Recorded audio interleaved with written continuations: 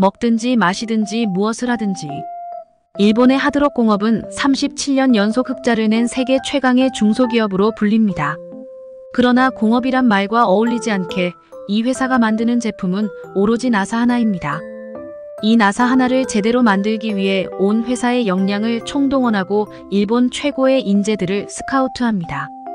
그 결과 다른 대기업이 따라올 수 없는 독보적인 아이디어와 품질이 더해져 나사 하나로 세계에서 가장 강한 중소기업으로 성장했습니다.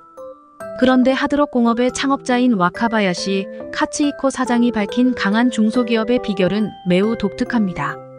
카츠히코 사장은 자신의 저서에서 성공의 비결을 다음과 같이 밝혔습니다. 좋은 아이디어가 탄생하려면 고객을 위해 일하겠다는 헌신이 필요합니다. 고객에게 기쁨을 드리고 사회를 이롭게 하겠다는 정신을 가지고 일을 할 때 자기 이익만을 위해 일하는 사람들보다 훨씬 좋은 결과가 나타납니다. 고객을 어떻게 하면 기쁘게 할 수 있을까에 초점을 맞추십시오. 같은 일이라도 목적을 어디에 두느냐에 따라 큰 차이가 벌어집니다. 우리가 원하는 성공은 누구를 위한 것입니까? 이 질문에 속마음을 솔직히 털어놓지 못하면 우리의 모든 기도와 헌신은 허공에 울리는 꽹과리와 마찬가지입니다. 같은 성공, 같은 선행도 나를 위해서가 아닌 하나님을 위해서 이루고자 하십시오. 모든 삶을 하나님의 영광을 위해 사는 그리스도인의 믿음에 대해 묵상해 보겠습니다. 오늘의 말씀 고린도전서 10장 31절 찬송가 288장 453장. 그런즉 너희가 먹든지 마시든지 무엇을 하든지 다 하나님의 영광을 위하여 하라. 그리스도인이 이 세상에서 살아가는 가장 중요한 이유는 하나님의 영광입니다. 우리는 언제나 하나님의 영광을 위해 살아가는 사람들입니다.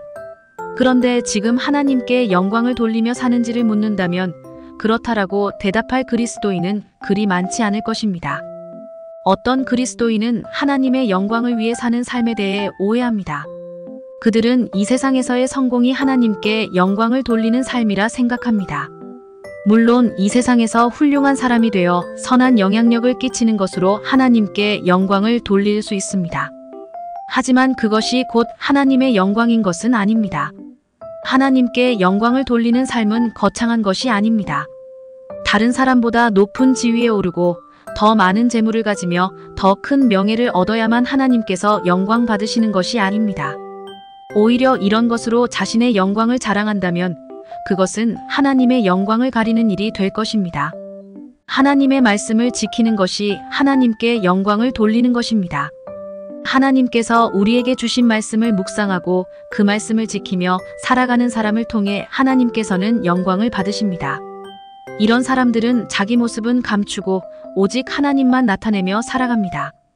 세상에서 성공하려는 이유가 하나님의 영광 때문인지 아니면 자신의 영광 때문인지 점검해 보아야 합니다. 하나님께서는 언제나 겸손하게 하나님 앞에 엎드리며 하나님의 뜻을 묻고 그 뜻대로 사는 사람을 통해 영광을 받으실 것입니다. 매일 삶으로 하나님께 영광을 돌리십시오. 오늘의 기도.